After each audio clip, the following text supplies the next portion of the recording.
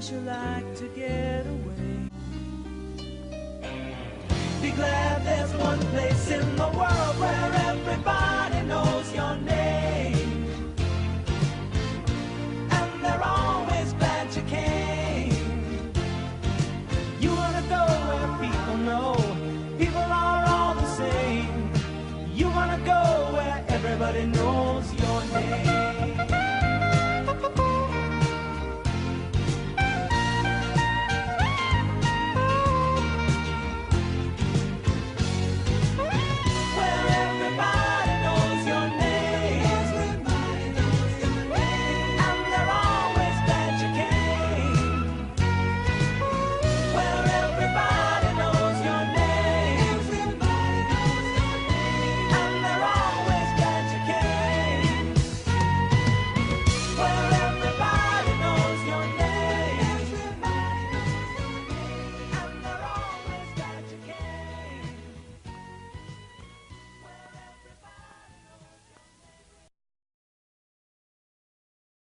You know, I always spend a lot of time on these messages, right? And for some reason, stuff happens, and I just gotta go off course. But I'm gonna do my best to stay on course today, because I put a lot of time in this, and I truly mean it when I say, love the one you're with. Ain't love grand? Isn't it just the best thing ever? Just do me a favor now, close your eyes for just a minute. We didn't have a meditation, so this is going to take the place of a real quick meditation for us. So close your eyes. Take a deep breath. Now I want you just to imagine that you're looking at that special person in your life, somebody that just makes your heart sing. You are so in love with this person.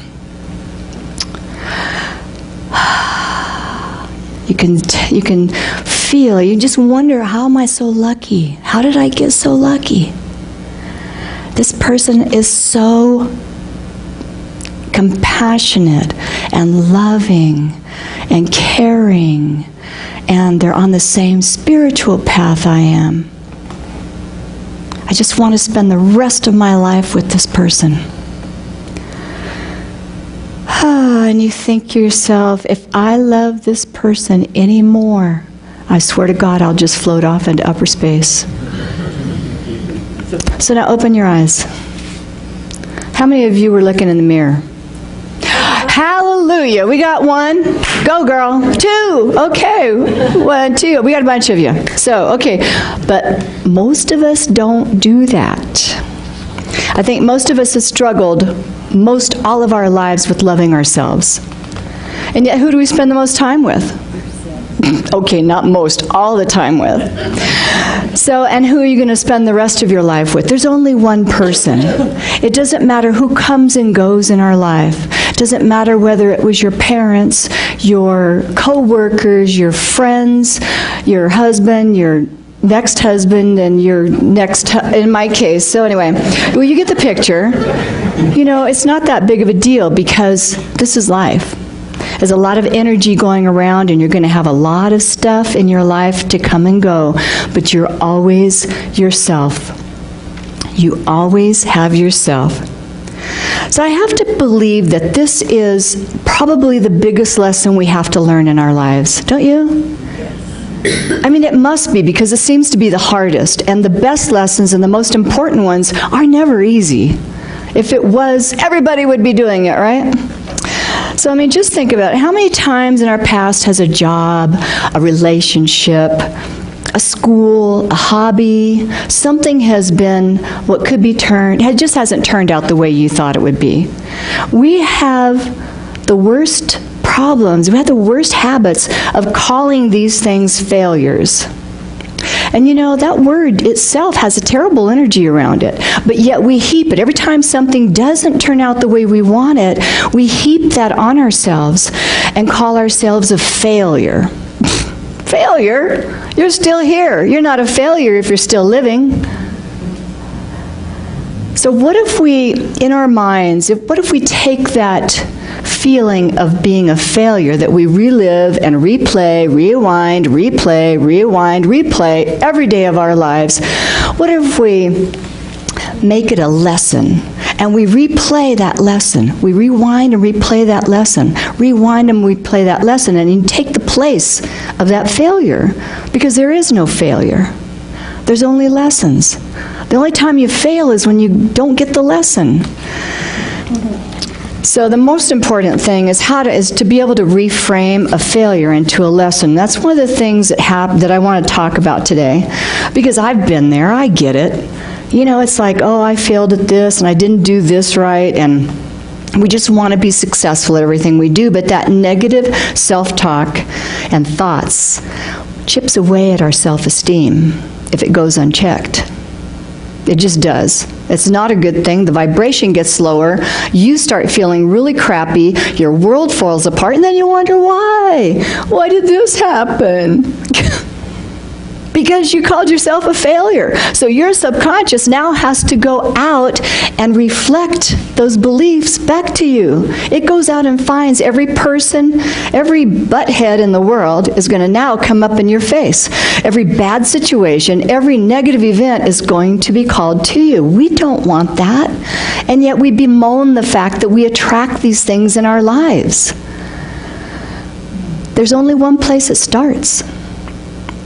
And it starts with you. And the way to mitigate that, the way to actually transform that, is to start loving yourself. Now, in this talk, I'm going to refer to the divine light or the light. This is my reference to it. I don't have a deity, so to speak, but people they call it God, they call it Creator, they call it Mama Gaia, they call it any number of Allah, whatever it is for you. Just replace my word light with your word, because it's all the same path. And by using the light, I'm not trying to change your path, because I honor your path. But this is my path, my talk, so I'm just going to use my words, okay? So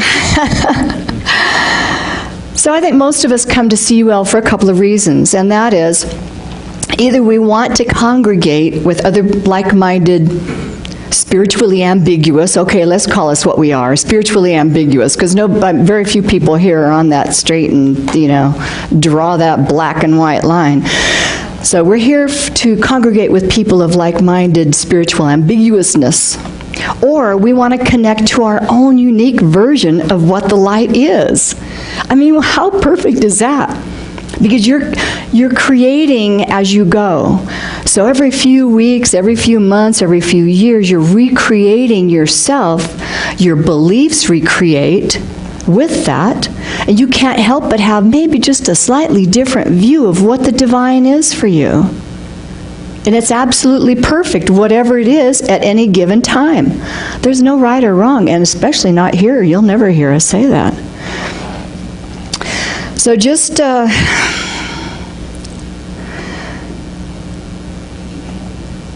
So I just truly believe that the connection to the light opens, our connection to our light only opens through loving ourselves.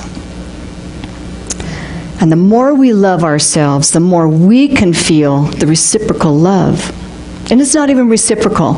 As Abraham Hicks says, and all of my favorite quotes are probably from Abraham Hicks, who talks many times on this subject because it's so important.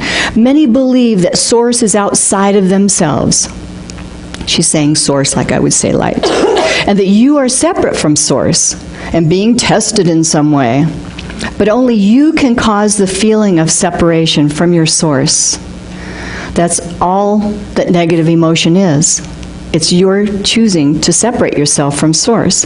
Source is never withholding from you. Source is always focused upon you, surrounding you with appreciation and unspeakable love.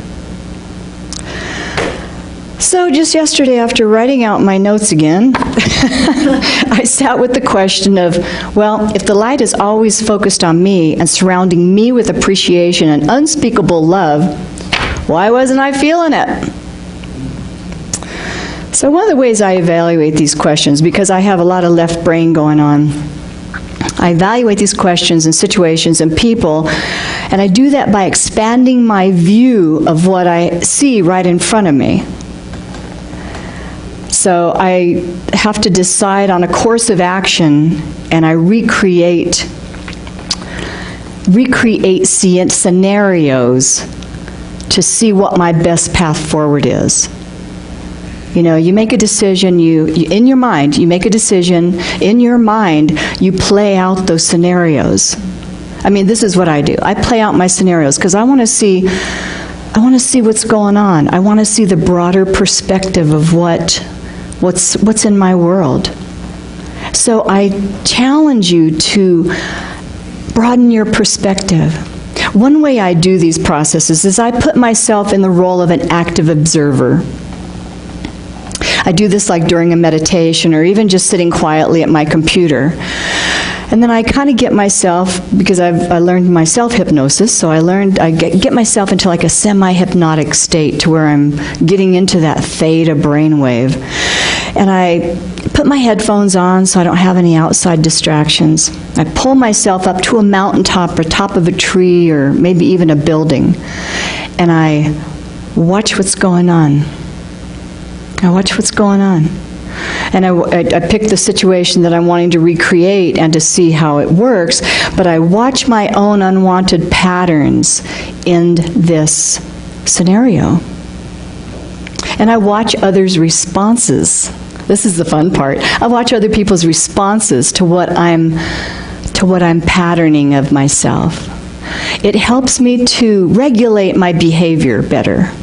You know, because if you do something that very self-serving, you don't want other people to suffer. You don't want other people to, you don't want the negative emotion to kind of play out in a long-term negative way.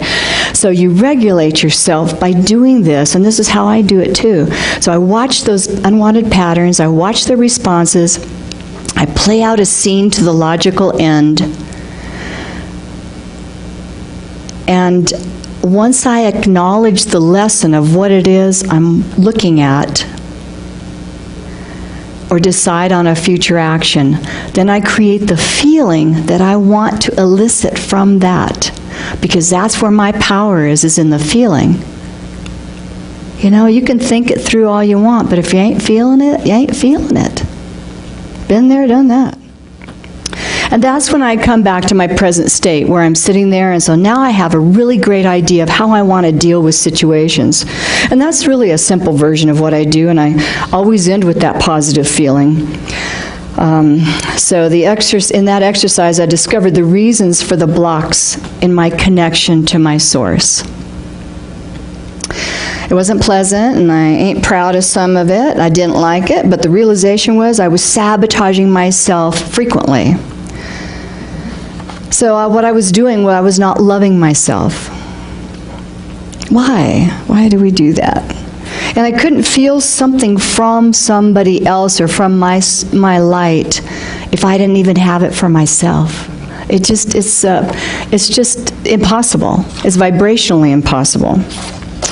So I started right where I was. Gave myself credit that I took time to learn a fabulous lesson. And since I already realized that I had a good amount of self-love going, I knew I could build on it quickly, and I wanted to build on it quickly because I realized then how far behind the ball I had gotten. So the funny thing about asking, the really funny thing about asking for faster enlightenment, you know, getting someplace spiritually quicker, raising your vibration at a fast pace is sometimes your physical experience, your physical body isn't ready for it. And guess what? You better buckle up, Buttercup, because it's going to get really bumpy. You are in for such a wild ride. And anybody done that? Has anybody done that besides me? I suspect there's some closet people doing this. The downside is that it can be emotionally overwhelming. Let's just call it what it is. It can really suck. But the positive side of that is that you get to where you want to be a lot faster, just with, you know, a lot more bruises. So I'm sure you've probably heard the saying, when things seem to be falling apart, they may actually be falling into place. And this is where I am right now. That's when you can take a deep breath, take off that buckle, and see the blessings and opportunity that the universe has for you. This is what I've done. I love this. I love this. It's kind of a game. I love this game. I play with myself because I get it now. These are ways that we truly become who we were meant to be. We're not meant to play small, ever. You're meant to be the most beautiful expression of yourself that you could ever imagine by howling. We loved howling. So in addition to the improved connection with light, we begin to notice other three main benefits. These are my favorite things. Signaling that we are truly becoming who we were meant to be. So first of all, number one, your life gets much more synchronistic. Have you ever noticed that? You start getting connected, you connect with your source, you start loving yourself more, you really start seeing synchronicities. Things that you're really wanting to call into your life that's very important to you. So let's just say, hypothetically, that you were in Old Town Cottonwood yesterday. I know it's far-fetched, but let's go with that. Your car wouldn't start. You call your friend, he comes and gets you, takes you to AutoZone, gets a new battery, and you start riding back with them, and you're like, Center of Universal Light sign. And that tree, that symbol, I've seen that symbol somewhere before. I wonder where. So you change out your battery, you head back home, back down Main Street, and get, there's that sign again. Wonder what that's about.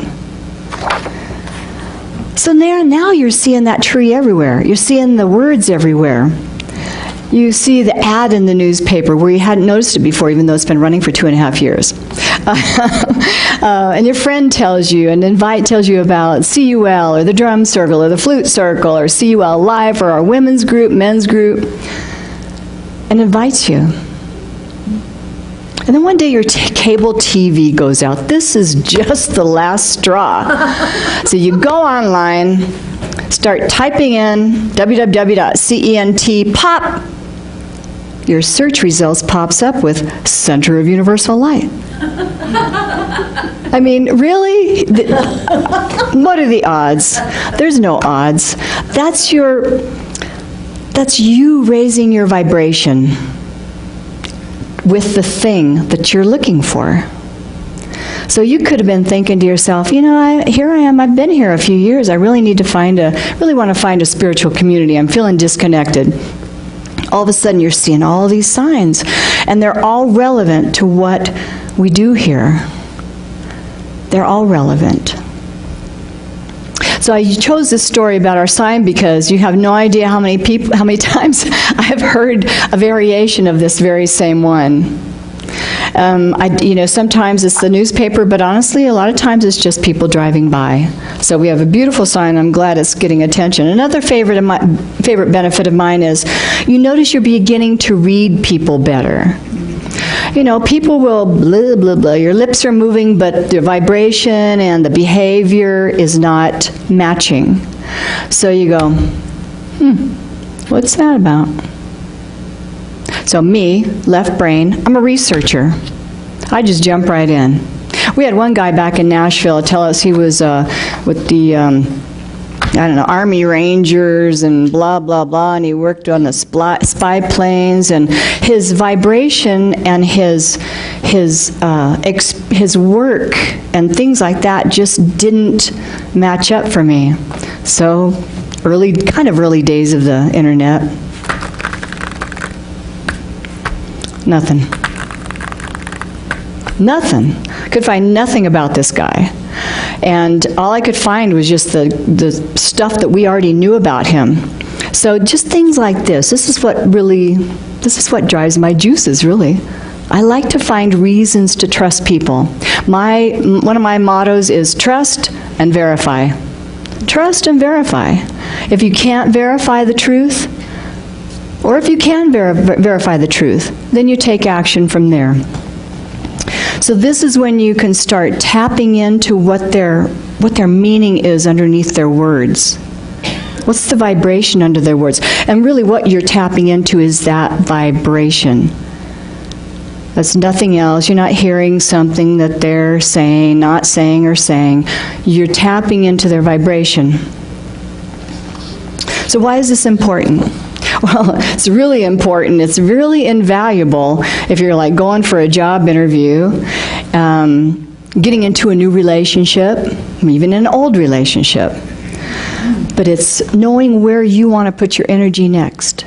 Do I really want to continue putting my energy into something that I already know from vibration that's not going to work out for me?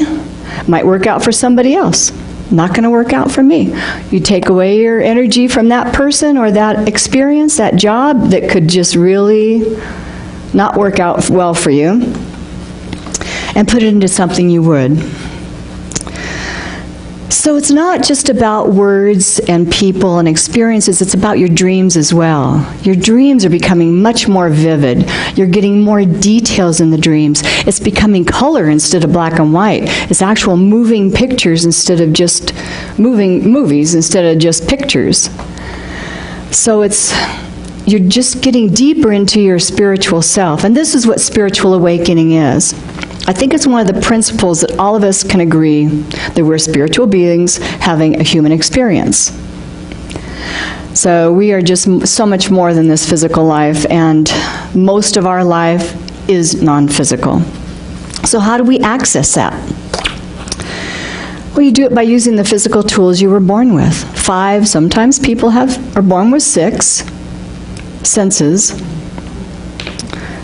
And because you don't think the divine creator, the light, the source, would send us down here without an operating manual, do you?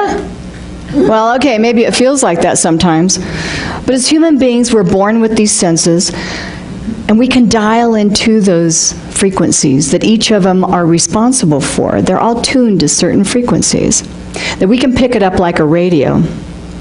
As we become more connected to spirit and becoming more spiritually aware of who we are, our radio can pick up more and more signals. The band, it's called a band of frequencies, becomes bigger, becomes wider. So, as you start researching why that trigger set you off about not trusting somebody or verifying somebody, you start getting more information. Your whole universe wakes up. Your whole being wakes up to truth. And it's like such a relief. If anybody's ever done that, it's just such a wave of relief, because now you know you're not crazy. You know, it's like, it's just not, I don't get that, it's just not matching up. What's going on here? And you think, what is it? This doesn't make any sense. And so you bat in your brain, you're like, no, I just want to trust. I just want to be really, really trusting here. But it's like, but I must be going crazy because all my alarm bells are going off. So that's where I'm picking my energy. That's where I'm picking my events, people, situations, and I go through that process of that meditation to figure out where I want to put my energy. What a great feeling that is. I can't tell you how many times I've thought that. What all this does is allow us to have a fuller sense of more possibilities. You know, because if you stay focused, if you stay in that real narrow band of frequencies, actually it's like this, I guess. It's a really narrow band of frequencies, you can't see the bigger picture. And the bigger picture is exactly where all the good stuff is, where all the juicy stuff is that you want. Because that's what the universe is giving you. That's what light's giving you. So another of my favorite benefits is it makes it easier to observe our thoughts rather than trying to control them or judge them.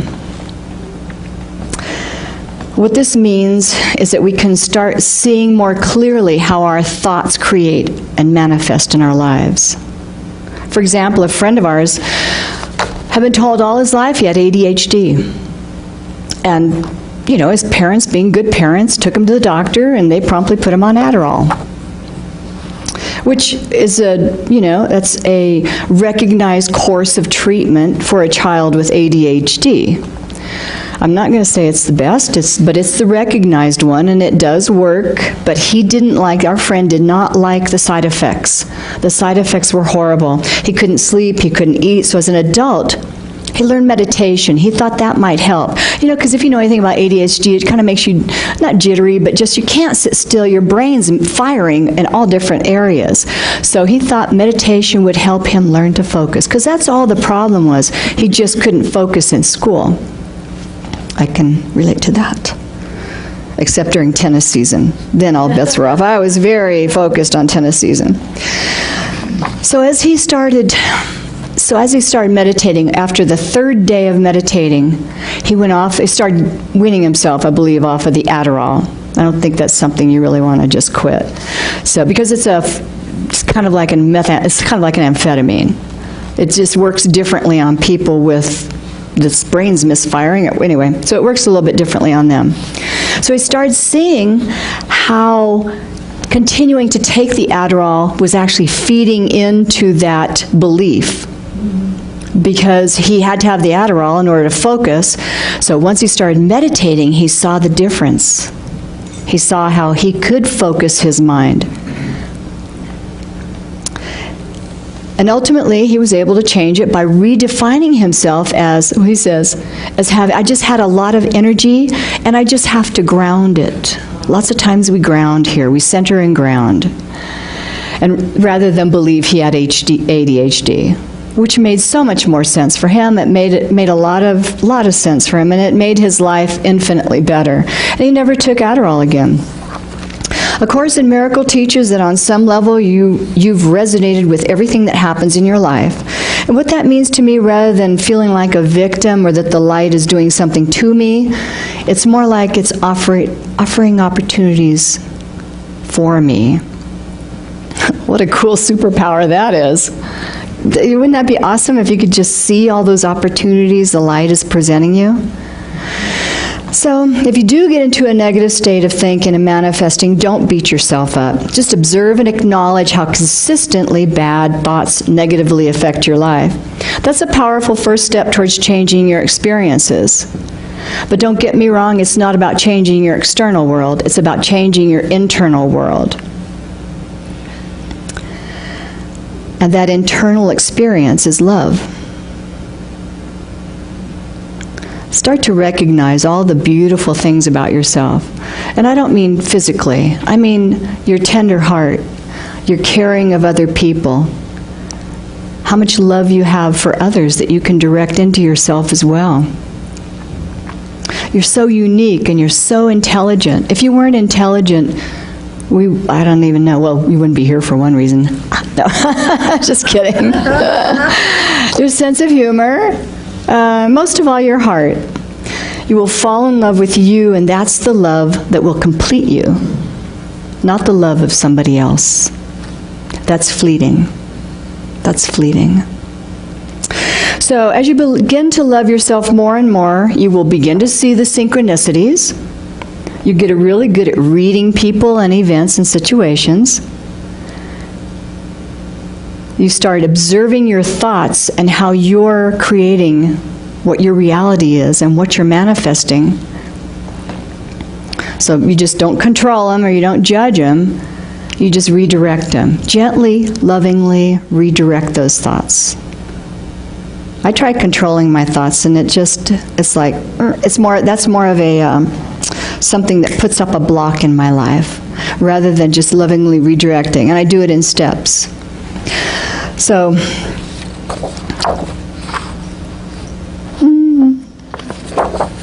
in summation, know that it's okay to be imperfect. Maybe you already see that you're just perfect the way you are.